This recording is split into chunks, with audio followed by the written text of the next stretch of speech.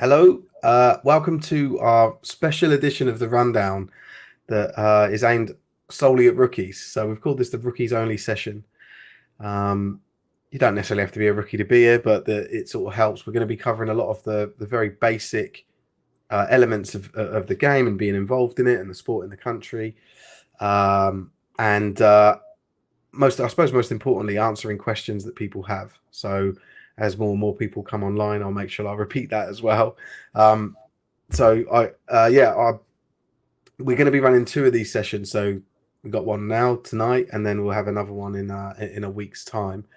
And yeah, like I said, over that period, we'll be covering a number of sort of bits and pieces of advice and sharing knowledge and hopefully helping people into the sport. One thing I will say is be careful what you share. Like, we don't want people to sort of talk too intently about their playbooks or the way their club runs. We're not looking for, we don't want anyone to sort of slip up and say something they shouldn't. So make sure it's sort of like more universal conversations. If you've got any questions, just put them in the chat. So whether you're on Twitch, YouTube, or Facebook, and we'll get them up. We will get to all the questions. So don't worry about us missing it. If you don't want to put a question in the chat, because obviously then your name's attached to it, and you want to send it anonymously, you can inbox the Sport Tank page, and I'll pick it up because I've got the Facebook page. I should have said the Facebook page open on the inbox. So if you've got a question that you sort of, you want to ask, but you're not sure if you want your name attached to it, then there's that option as well. So right, what we probably should do is introduce ourselves.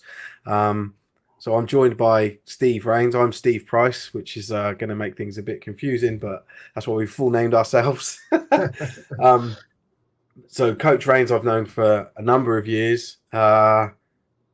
It's almost 20 years, which is embarrassing. In 4 years' time, it'll be 20 years, Coach. So yeah, and I'll leave it to you to sort of provide your footballing CV and explain sort of why you're here.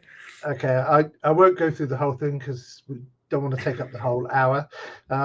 Okay, so my qualification for being here is I'm very old and I've been around since 1985 in the sport. So I'm here for the history section. All right. And I've coached during that time, including a national championship team, and had some success with my current team, the Solent Thrashers, who are in the Premier Division, and more recently had some success with the Bournemouth University Bobcats. So I've covered the university side of things as well, and GB Juniors going back in the day as well. Cool. So yeah, very pleased to have you on the show, Coach. So just to give you a little bit about my credentials and my background for those of you that may not know, I first learned to play American football when I was living in America as a kid. So I started playing when I was 11.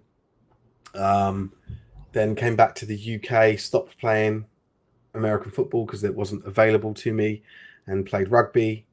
And then in 2006, I was on a phone call to someone at work, and they told me that American football existed in the UK, and there was a team that was fairly local to me, and gave me a phone number, and it was Coach Rains's number. I joined we were called the PA Knights, then the Farnham Knights, MH as well, I played a number of seasons since then, a lot of them with Coach Rains. I think a lot of people will know that watch this, that I sort of moved into this sort of media support world with what was Gridiron Hub, what is now Sport Tank, in the last few years, to sort of my sort of way of giving back and creating things that I feel should have been in existence when I first started playing, or even when I come back from the States. So it's like sort of I'm trying to sort of make the game more accessible, get better coverage of things, and that's why we've got this platform. So it was just quite a cool thing to do. And it was actually someone that mentioned it to me in our inbox.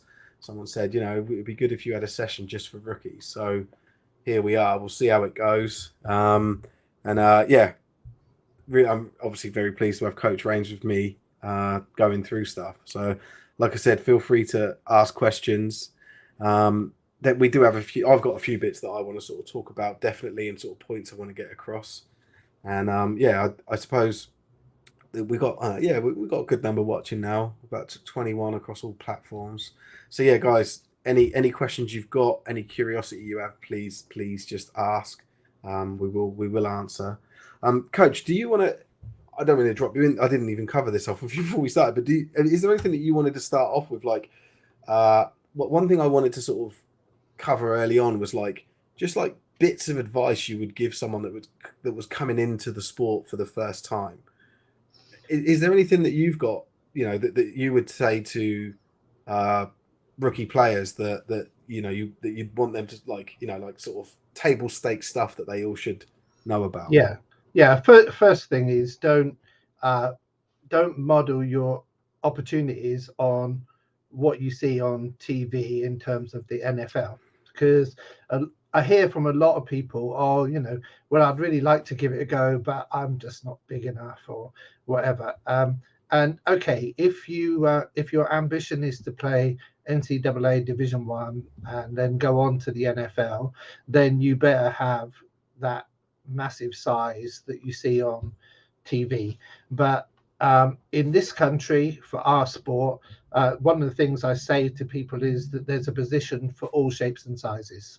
Okay. So what I would say is get yourself to a club. If you can, go with some idea of whether you want to play offense or defense, right? And then let the coaches assess you for what position you might do best in from your point of view. I tend to try and let people go to where they want to go, so that they're playing the position that they want to play, where they've envisaged themselves playing.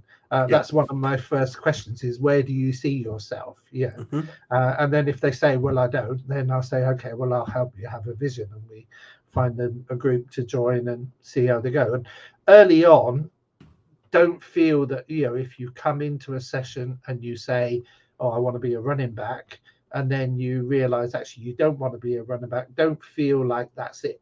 It's either I've got to make it as a running back or leave the sport. Coaches will understand that you want to maybe give one or two things a try, and we always allow people to do that and then find their right spot. Yeah.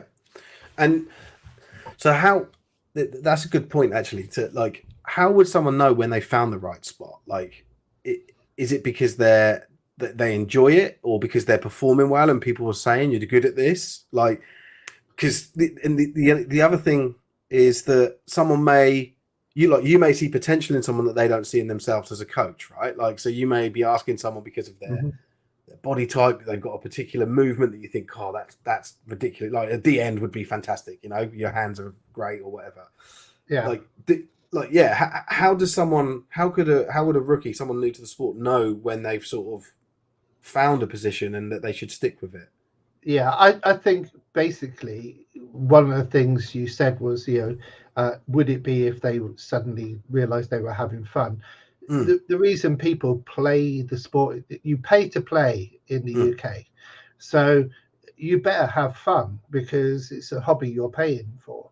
So I'd say, don't necessarily suffer for your pleasure. I mean, if you really don't enjoy a particular position, then try and find one that you do. And I think players settle in fairly quickly. Let me put it this way: sometimes when you've got a team need and you want to move someone from one positional group to another, you have some problems because people have settled to what they want to do. Right. Okay. Cool. So yeah, and the other thing, I suppose, because I suppose we're talking like the very early like recruitment stuff. So And so let's say we're addressing players now that are looking for somewhere to go. What do you think people should look for? Players should look for when they're looking for a club. So you Well, live in a certain area. What should you be looking for from a club I to? think firstly you want a club that's got good facilities, but I would say also you want to go and meet the coaching staff and see how you feel about the way. Maybe go along to a session and watch a session and see how you feel the coaching staff. Do they coach in a style that you think you're going to be comfortable with? Mm-hmm, Because there are a number of different styles. So um, and then obviously one of the big things is you got to find out about the club subscriptions. Is it affordable? Because that's a thing. Travel distance, whether there are other people coming from your area to that club that can give you a lift, mm-hmm, so you can cut down on your costs. I mean, one of the things I think this season, it's been something that we've been paying a lot of attention to is that you know people have got a lot of pressures on their financial situations. So, mm, I think trying to keep the cost, at the Thrashers, we try and keep the cost of the players down as low as we can. But, like with all clubs, I think sometimes BAFA think, oh, Premier Division club must have lots of money. Maybe have lots of people, and that means lots of money for BAFA, but doesn't necessarily mean we've got a lot of money in the club. So, mm, and then they've got to think about equipment. And I would say, if you're 100% sure that this is the sport for you, then fine, go and buy £500-600 helmet, and whatever. But mm, if you're not sure, then actually be careful about what you buy and get advice from your coaches. But you can pick up some really good secondhand stuff from the people that didn't think so carefully before they started buying equipment. mm. And then grade yourself up to better equipment as you go.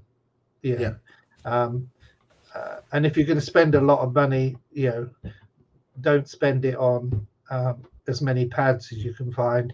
Buy a really good helmet because that's the one that's most important to you. Yeah, yeah, definitely. That's the one worth forking out for. Yeah. What about what playing or game time expectations should someone have going into a club, a I rookie? think I think a lot of that depends on the division that they're joining. Right. Um, I think if you go to university, I mean, it's a huge entry level for the sport, university, Yeah. because two things about university.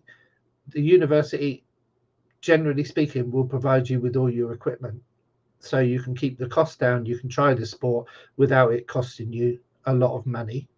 Um, and generally speaking, there's a good opportunity for entry into a university team. So at BU, Bournemouth University, we had a very, very inexperienced squad this year. 80% first year players never put pads on before October. So the opportunities were definitely there because we ran with I think about 55, 60-man squad. So a Hmm. lot of people got their first taste of football at Bournemouth University, and they've all made great progress, and I'm very proud of them. If you're going to go to a summertime club, BAFA, I mean, sorry, I should say this. If you go into the sport in university, take the opportunity to then go on to a summer club and make yourself even better for your second year at university. Hmm. One of the things we've emphasized to all of our BU Bobcats is, either play for the senior Bobcats if you're still in Bournemouth, or come to the Thrashers if you want to make a move to a higher division, Mm. or go to your hometown club. So we've got Yeah. people I know going to the Southeast Squadron, and people going to the Sussex Thunder. So and we're encouraging all of them to go out and play in their summertime local team, because you'll make yourself a better player. If you're going to join a summertime team, depends on what division, depends what your prospect for game time is. And I think this is a really important point, though, Steve. I think if you've got people coming from our other established sports, like English football, I can't call it soccer because I played it for too long when I was young, but English football and rugby, when you join a team, you're either in the team or you're not in the team. And if you're in the team, you're on the field, right? It's an education coming into an American football team because you're part of a squad. It's going to be a big squad. And when you're new to it, you have to have some patience. And I would say, attend as many training sessions as you can. Keep working on your skills and fundamentals. Learn your playbook so that you're not in a position of not being put on the field because you don't know what you're doing. Okay, and then take every opportunity you get. Special teams, is a great opportunity. I was going to say this myself, but yeah, and get in there and impress the coaches with what you do on special teams. And then take your opportunity as they come to play either offense or defense, depending on what position you've chosen. But the important thing is to have patience. It's not all going to happen in the first couple of weeks, and it's a game where you do have to be patient about the game time you're going to get. Yeah, so, and I just want to tell my own story with that, actually. So I came into the Knights, which were a top level team, one of the best teams in the country at the time, played in Europe. But I myself had played the game at quite a good level when I lived in Virginia, and I've been playing rugby. So I was sort of like fit and I've understood the game really well.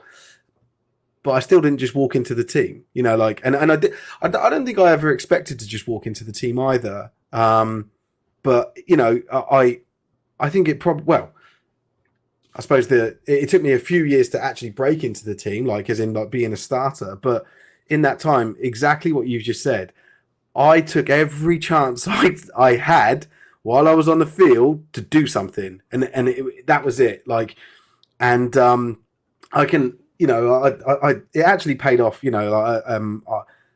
especially with special teams. That was the best opportunity I had. And I actually won special teams MVP for my first 3 years at the Knights. And I wasn't a returner. I never scored the TDs.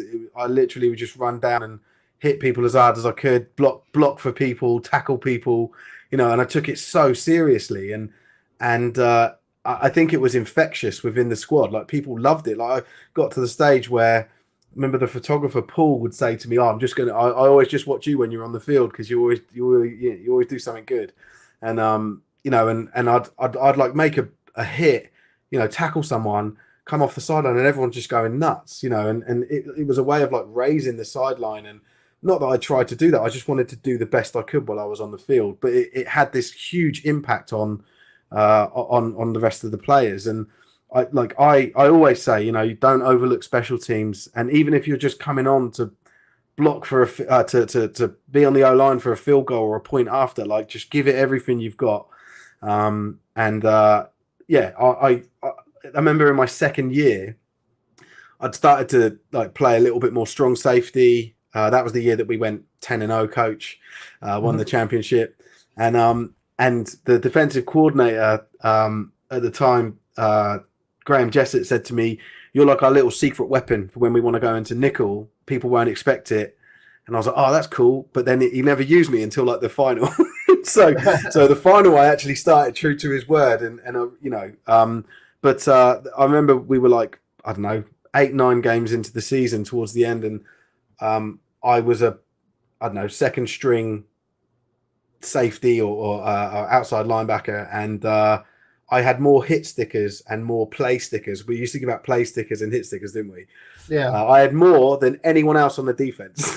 I wasn't starting, and I was like, "Come on, surely I'm doing something right here." But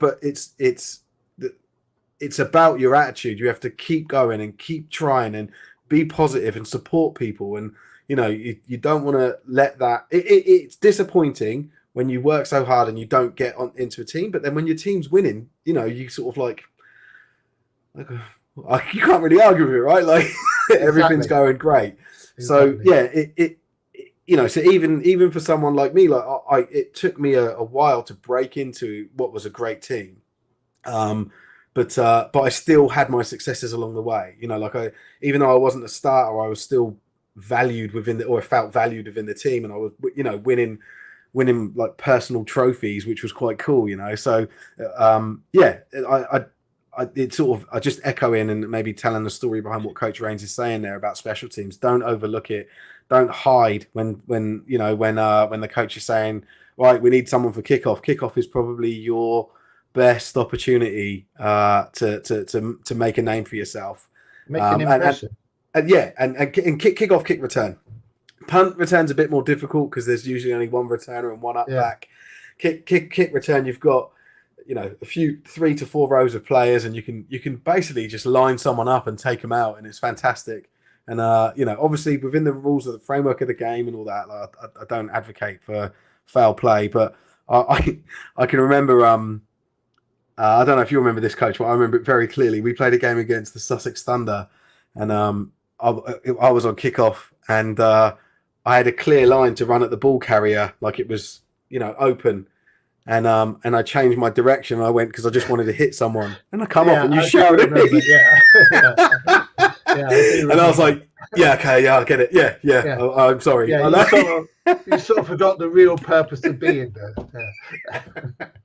Yeah, and I was like, "Yeah, I get it." Like, you sort of, I couldn't believe I was being watched. That was the thing. I was like, "Oh no!" Yeah, he genuinely saw it for long enough to see me change angle, but I think it was just, it lined up perfectly, didn't it? Like I was, you were in line with me and him, and just saw me just shift out of the way to hit someone else. But someone's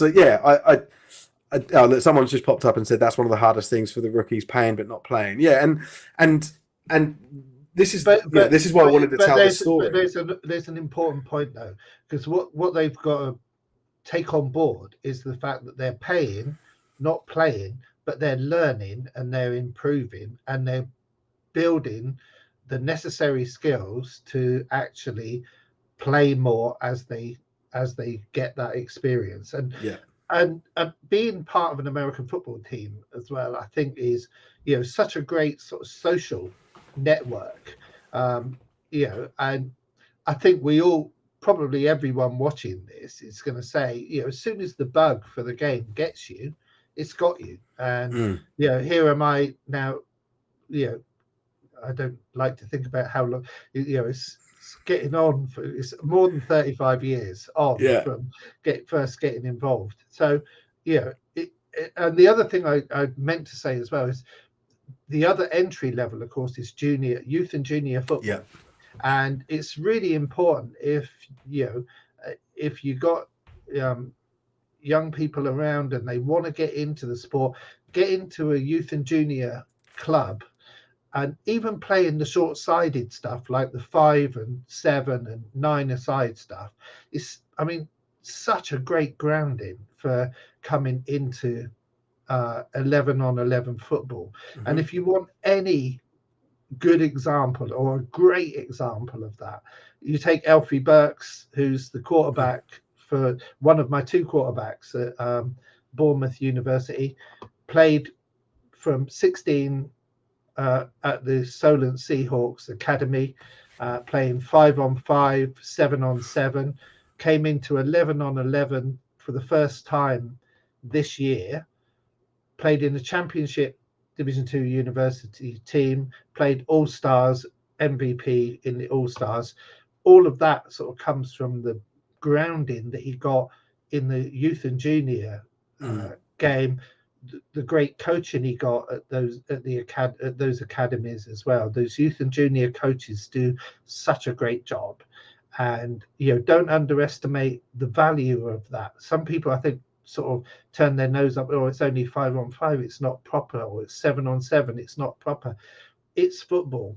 and it's going to give you a great grounding and probably accelerate you to a faster process into the game. And then obviously for young people today, the opportunity is to go and get paid a little bit of money in I know. Europe. It's Yeah, fantastic. It's like, and also, yeah, we've for those, I suppose, more elite athletes. There's, the NFL player pathway, which wasn't around yeah, years ago. There's the CFL combine. They yeah. started doing the World Combines, which is, these are serious leagues that are actually tapping into European resources now, and you genuinely do have the opportunity to take things further. And yeah, obviously I've picked the two biggest ones there, but yeah, as Coach Rain says, there's also the GFL, that the German Football League, and The a hand ELF now, the ELF now, yeah. That's so yeah, like that's a I suppose a semi-pro, more semi-pro, yeah, yeah, league. It's definitely it's definitely a fantastic time to be a young, ambitious player in British American football. So yeah, there's there are definite pathways, and well, I know that the NFL are looking at doing even more in the UK as well. So that'll be quite interesting to see what they sort of come up with. I don't know what that looks like, but it will be good. I just want to bring up a couple of comments that sort of, I suppose everyone's just agreeing with us, but it's nice.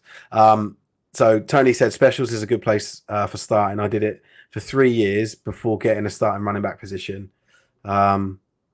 Coach Phil Demont says that they're getting reps against more experienced players as well. Like rookies will play against more experienced players well, the thing is as well, right? Like that's right. You will play against more experienced players, but a lot of them, it's like they take the play off. Like they're just sort of like they don't want to go all out because they know they've got to just start on defense or start on offense. The next once that play's over, you've got a massive opportunity because, like I said, you've got one thing to go and do, then you can have a little bit of a break, right? So, just give everything you've got during that time, and you'll probably find that you're one of the higher performers on the field, even as a rookie. So it's a great opportunity. I can't oversell it enough.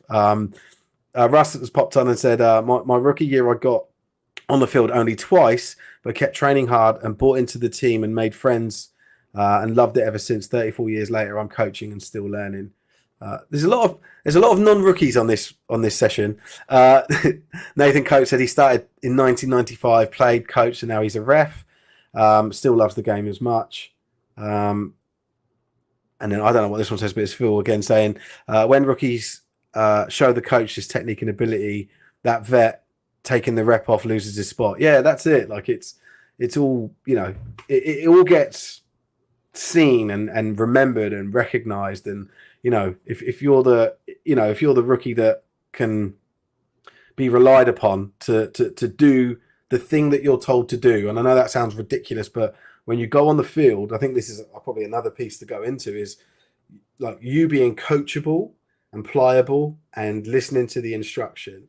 What I see from a lot of rookies is that it's almost like they take the burden of the entire play on. You're like, oh, okay, so and I think some of that comes from watching the sport, but also playing like Madden, where you're in control of the whole thing, and everyone talks about the whole thing. But let's say on defense, right? If you're a defensive lineman and you've got a stunt, like where two people cross over, that's all you need to worry about. It doesn't matter that the linebacker's blitzing or not, or they're showing, or there's a cover two deep behind you. You don't even need to know that. Just let it go out of your head. Just focus on the single thing that you need to do. What football is essentially a series of one-on-ones across the whole field. And the way to execute better on a play is for you to win your one-on-one and then hope that there are people that are beside you and around you are winning theirs. That's the simplest way of sort of looking at it and breaking it down. And what I think some rookies try and do is they try and take on too much information. So you get the playbook and then you're like, oh, I'll learn everyone's position. And it just doesn't, it's unrealistic. So as coach said, like once you get to the stage when you've figured out your position and what it is that you've got to do, study that position, look at that position. One thing I always advise people to do is not watch the NFL, watch the NCAA, because the rules are a lot more similar as in terms of contact before the ball's in Yeah. the air. And the play calling because of that is is more realistic to what we do. So but when you're watching it, don't watch the game, don't listen to what the commentator's doing, don't watch the ball, watch the player that's playing in your position, every single play. And that's how you'll get better at understanding what it is you need to do and what good looks like. And yeah, you will get times where the guy that's in your position does something fantastic and they do focus on it and the commentators talk about it and break it down. And there's nothing better than listening to Jeff Reinbold. I know that's NFL, but listening to Jeff, I love listening to him break down plays. And it's like it's something I would sit there and I would genuinely pay for, right? So listen to these experts when they're, when you are watching the coverage, because they often give you really good little tips and tricks. But is there anything that you'd advise players like rookies on from a playing perspective, like when they're actually on the field, coach? Yeah, I would. Before they get on the field, there's one other thing as well, and that is a lot of clubs, most clubs, will provide you with a film review opportunity facility, Yes. either Huddle, or now a lot of teams are using Quick Cut. Yes. Those I think are the two main systems that people use.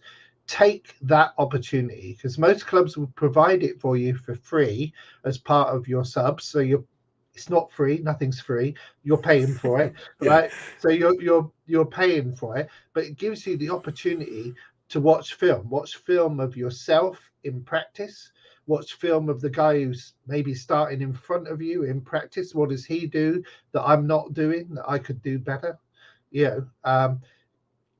Certainly when once you get to playing in games, special teams as well, you get to see what your opponents do, because there's always scout film available. Yep.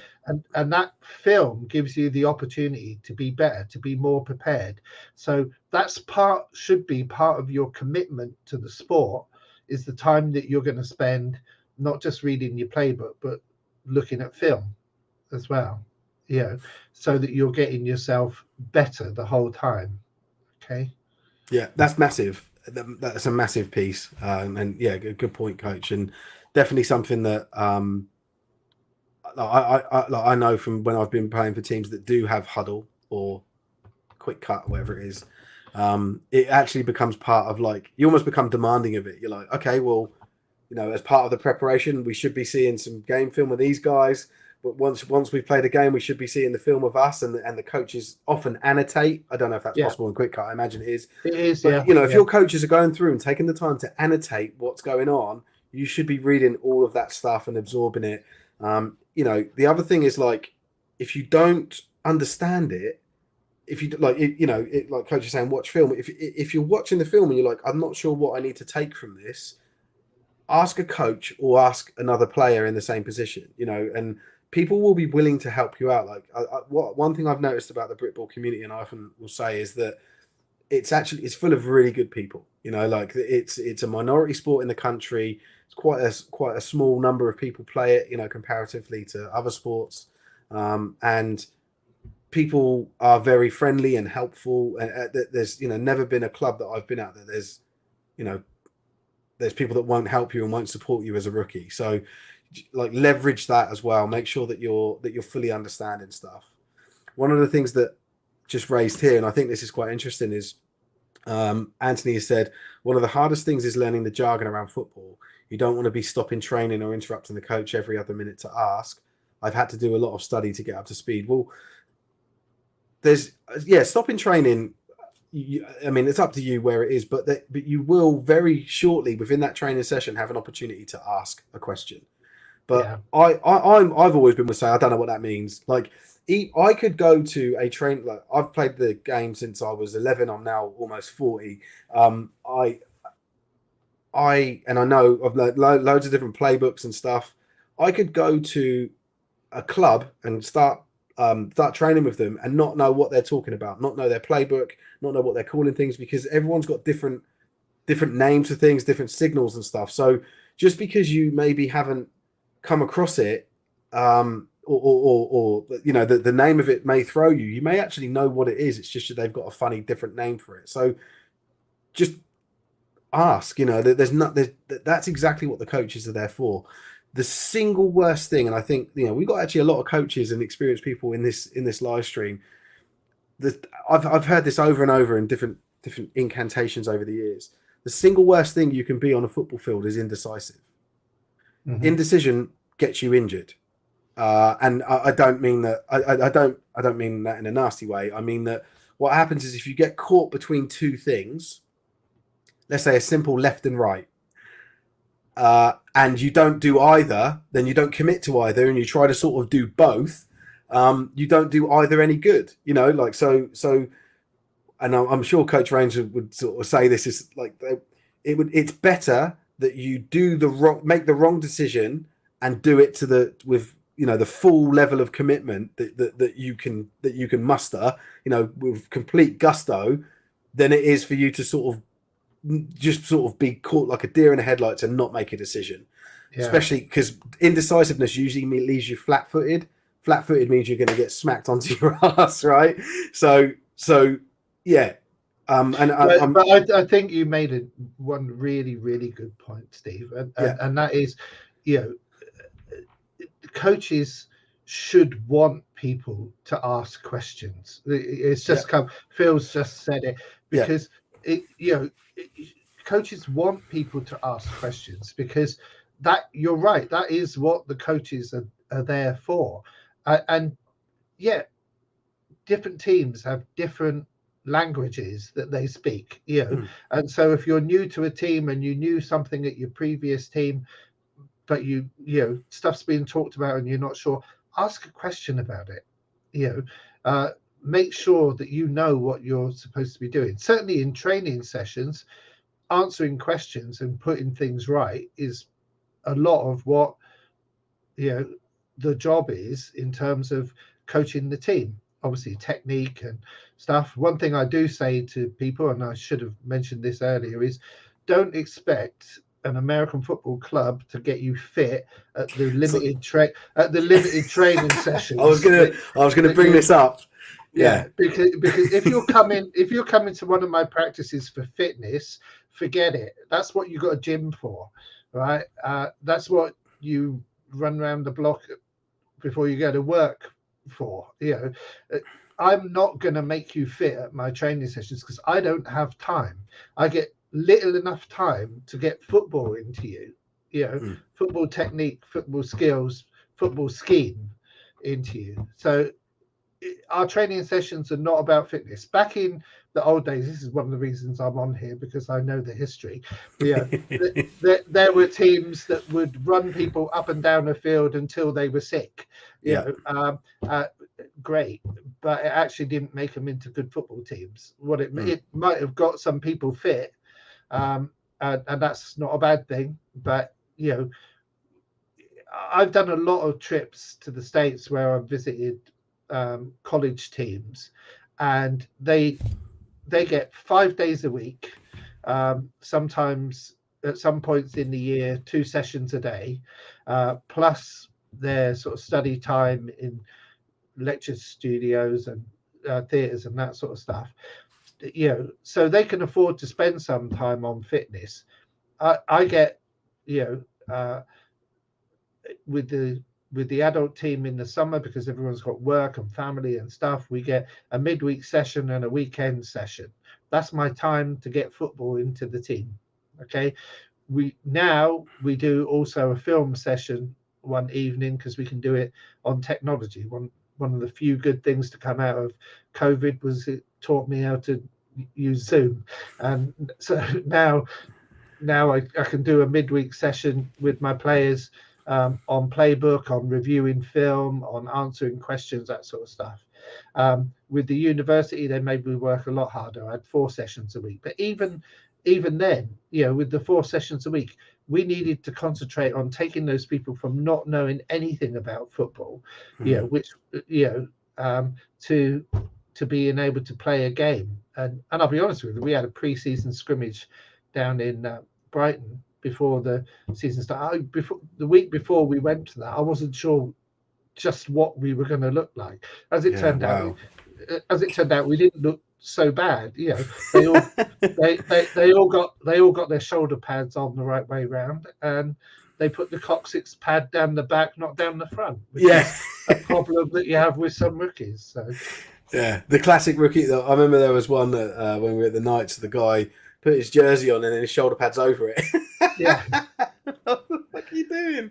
Yeah, that was funny. But yeah, I wanted to raise that point. I'm glad you raised that point because that was one thing I remember from when I very first joined the Knights. I remember you saying to everyone like, you know, I'm not here to keep you fit. I'm here to teach you the game and make sure that you can win games. And yeah, it's I don't. Do you know what? I don't know, coach, that every club will have that ethos though. I do think there will be some clubs out there that will do conditioning and running and, you know, I don't know, fitness sessions.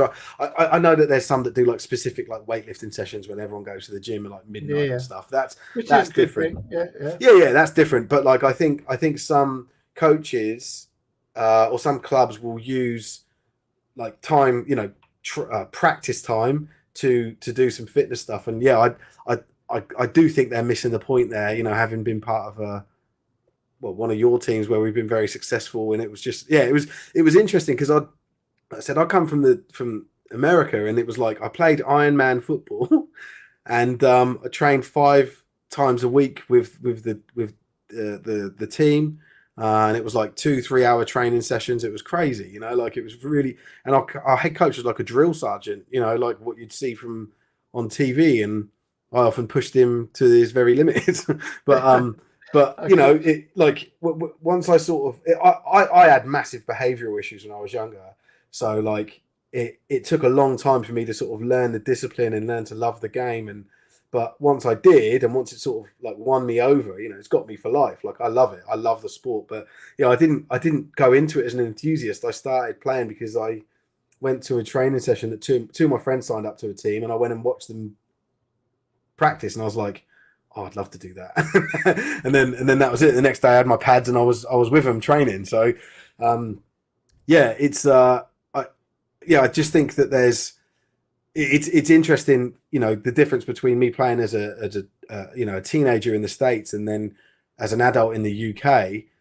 I remember when you said that, I was like, Jesus, yeah, that fucking makes sense, you know, like but I don't think there's many. Well, I know there's not every program will think in those terms. They will try and, you know, create fitness sessions and conditioning and stuff. But yeah, I'm with you, obviously. which means they're probably dodging time on special teams, which, you know, yeah, it's like, you know, special teams should feature in every single training session, every single one. Yeah, you know, at least one special team. Mm-hmm. Yeah, no, yeah, I'm with you. But yeah, again, that's I think that's the problem culturally with special teams in the UK. It's seen as like, you know, the crap players play on it, and you know, like you get lumbered with it, and it's not a glamorous thing. But every team that I've played on that had good special teams is a team that has winning seasons and wins rings.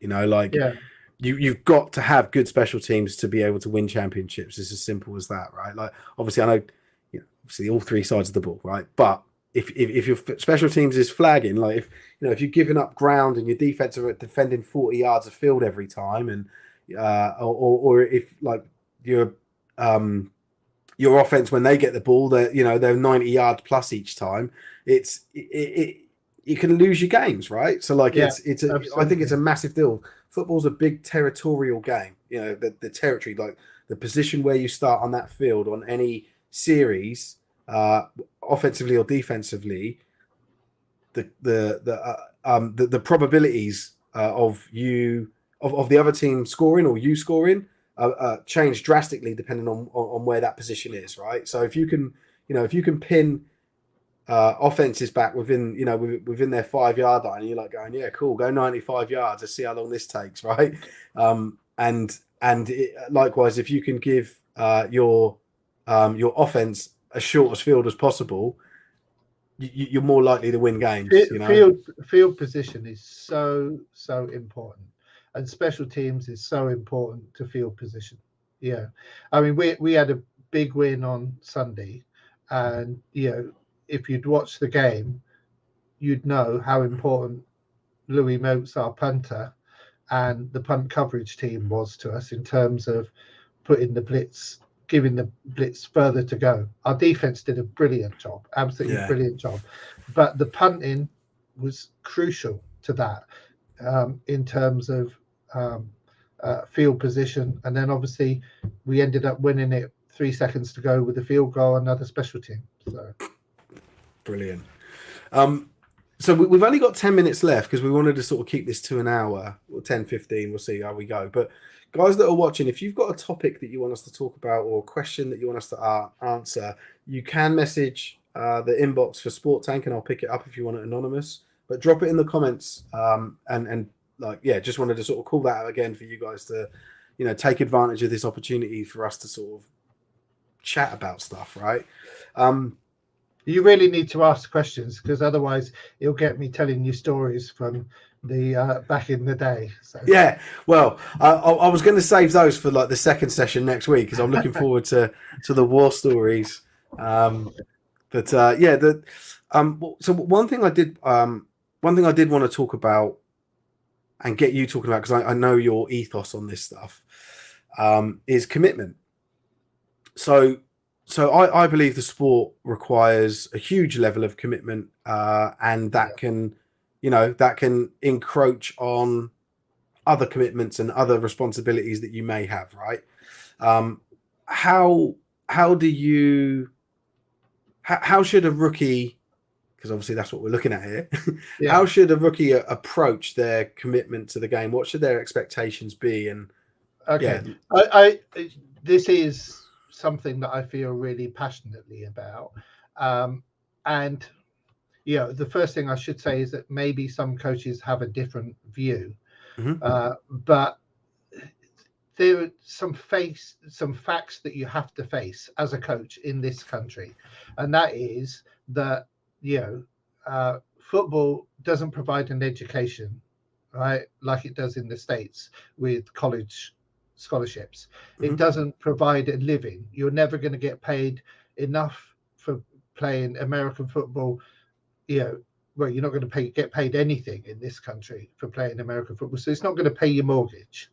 So there are certain things in life that you have to prioritize above football because they are the important things, in terms of your life. So, when I'm talking to my players in terms of the senior summertime team or the university team, the first thing I say to them is this philosophy thing that I've got, which is FWF.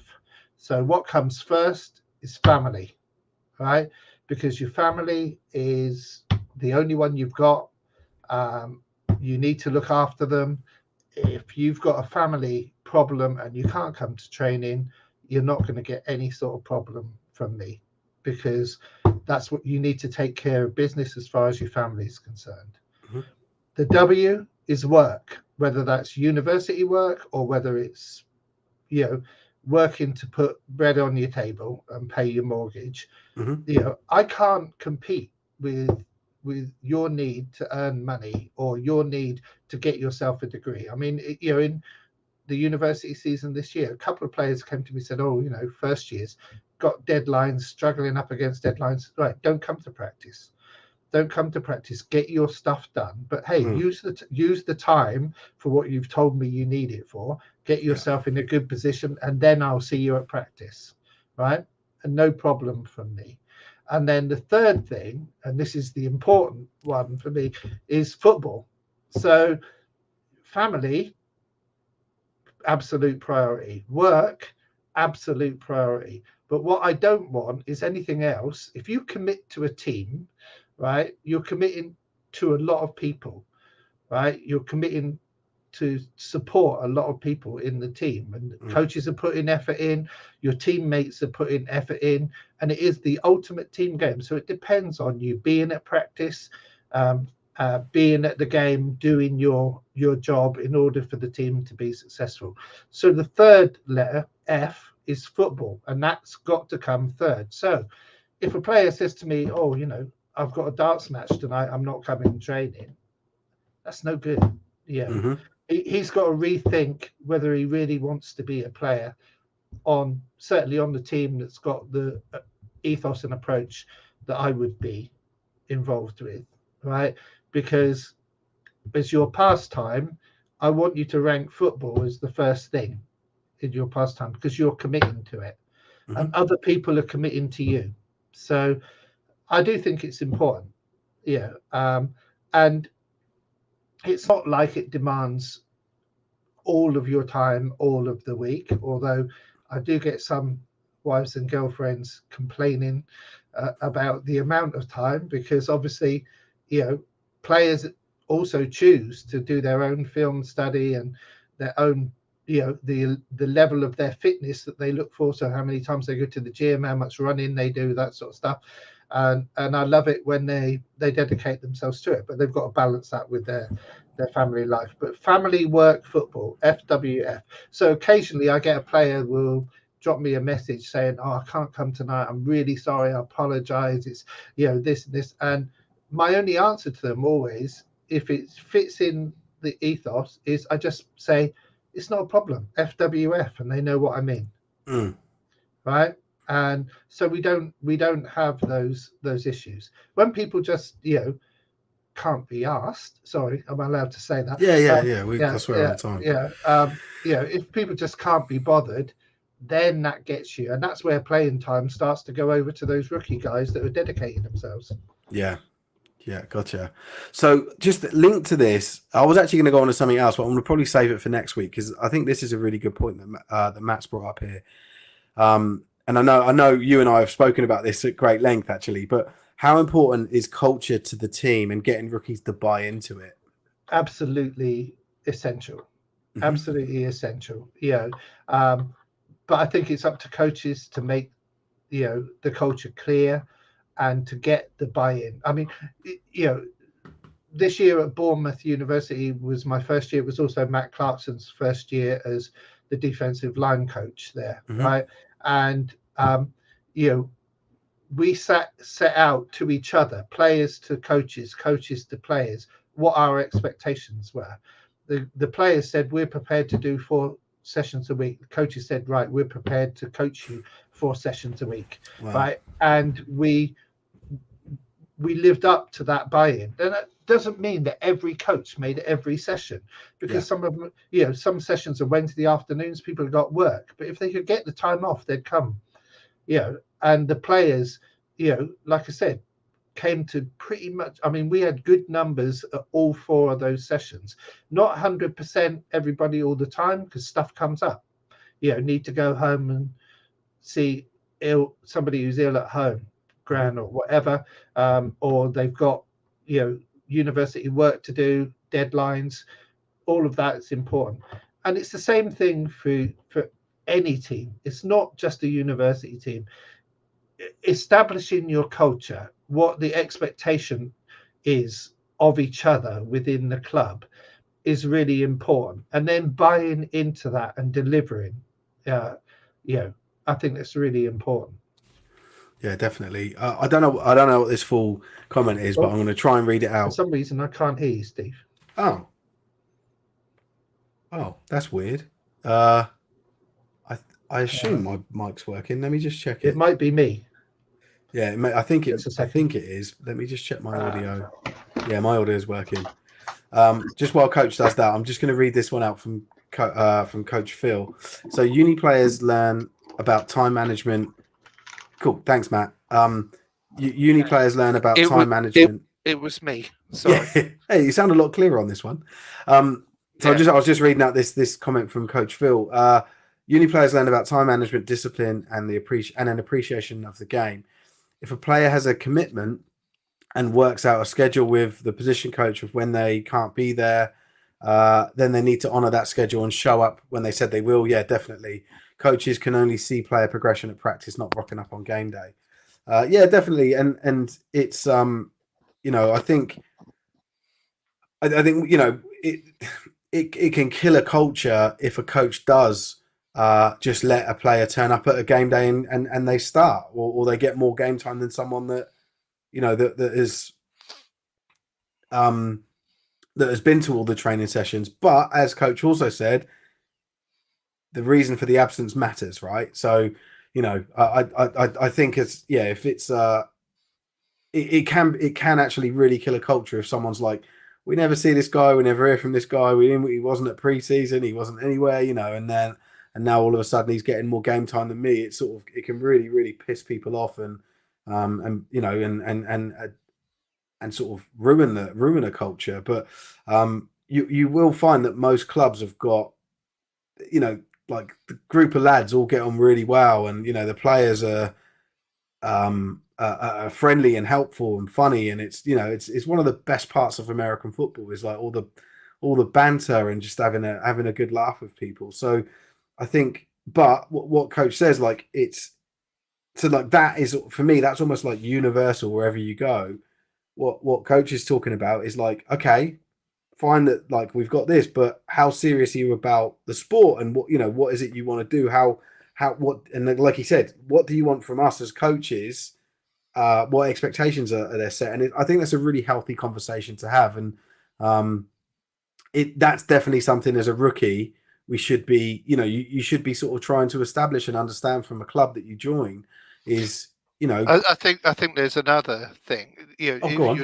If you're talking about rookie coaches as well, for a rookie coach, it's important to understand the ethos of the team, because if the team doesn't, if they just want to turn up on a Sunday and have a bit of fun and not be a championship team, and the coach's ambition is to grow himself within the sport and be part of a championship outfit, then the two things don't match, and they need to find, he needs to find, then, or she needs to find, a club that does fit their ambition, because that's equally important for people coming new to the sport, on that in that aspect, on the coaching side of things as well. Well, and like, I can definitely say, from like a playing perspective as well, like, I've known of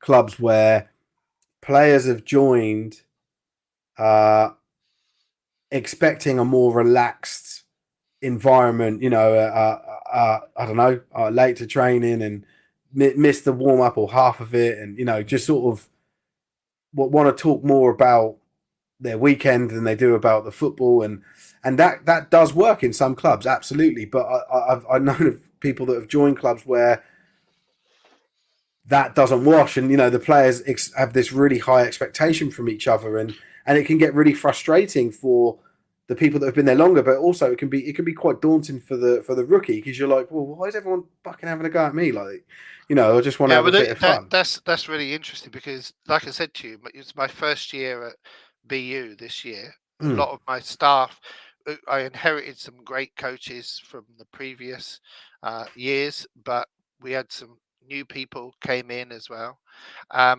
and my brief when I joined the team, when they recruited me, was get us out of Division 2, right? So I was clear that my brief was, we're taking this seriously, guys. This is not another university society which you rock up to, and then sometimes you don't bother, or if there's a good night on in the student union, you don't bother with practice, that sort of stuff.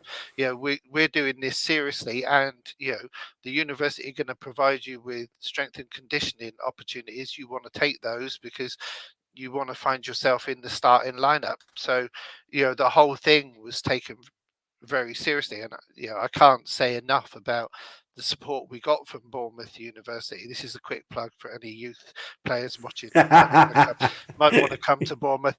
In terms of like, we made big games that were away from home because of the crazy bracket system, and we were given support by the university for buses and hotels, so that we could go overnight and be properly prepared for those games. And so you need to understand when you're going into a situation what the expectations are, both from the coaching and from the playing point of view. Because I would have been a lot less keen to go to Bournemouth University if their attitude had been, it's just a bit of fun on a Sunday. Because when I coach, and I did an introduction thing to the guys on a Facebook page.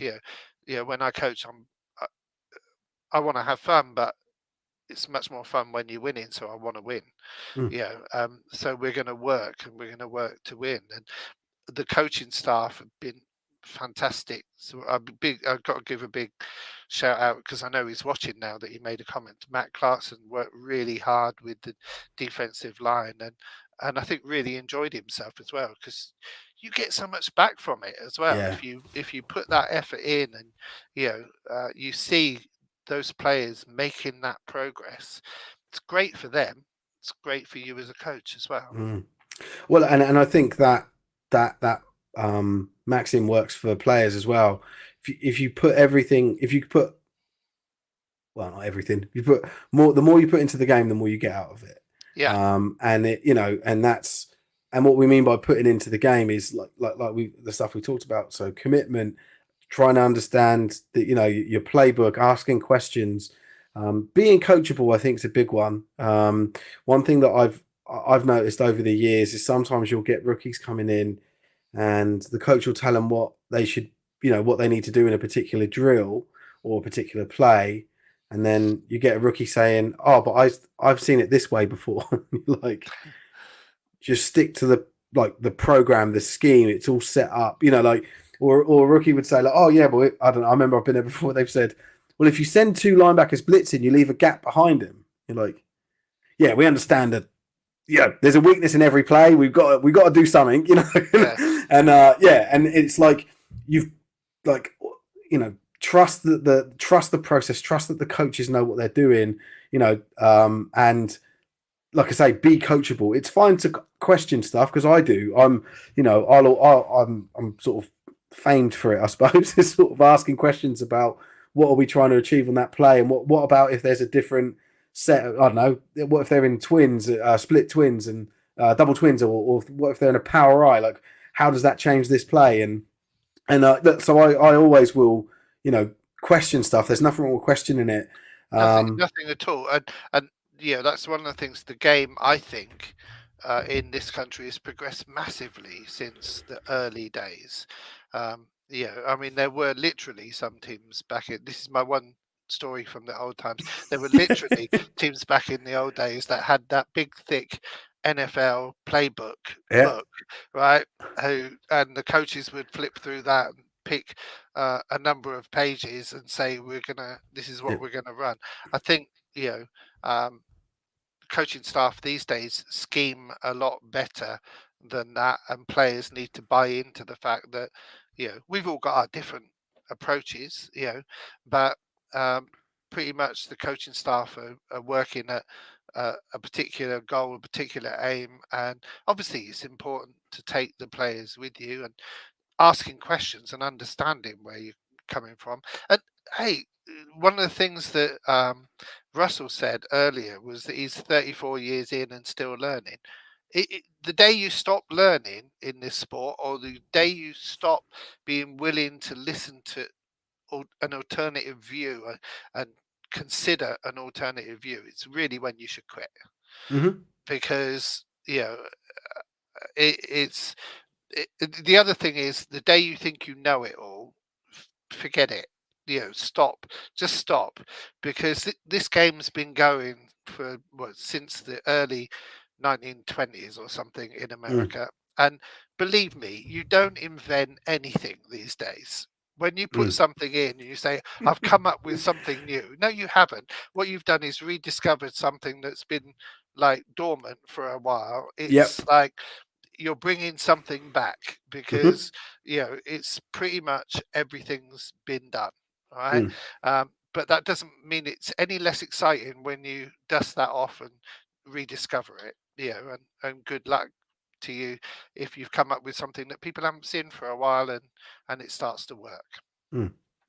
Yeah, definitely. And yeah, I think that there's so as a rookie, sort of trying to learn those plays, that can be probably one of the most daunting things, right? Is like given a playbook, particularly if you've got like some of them. It's almost like we have to unpick some of the knowledge of, teach people to unlearn what they've learned about the sport, because you've learned it from like the top athletes, the top level, and we cannot mimic that type of play and that style. We don't have QBs that can zing a ball 60 yards, right? Like and on a dime, like we've got different, a different skill set, but it's also that the coaches that you're that are teaching you this stuff quite often, they might have been around a few years and they know the league, they know the people you're going to play against, they know what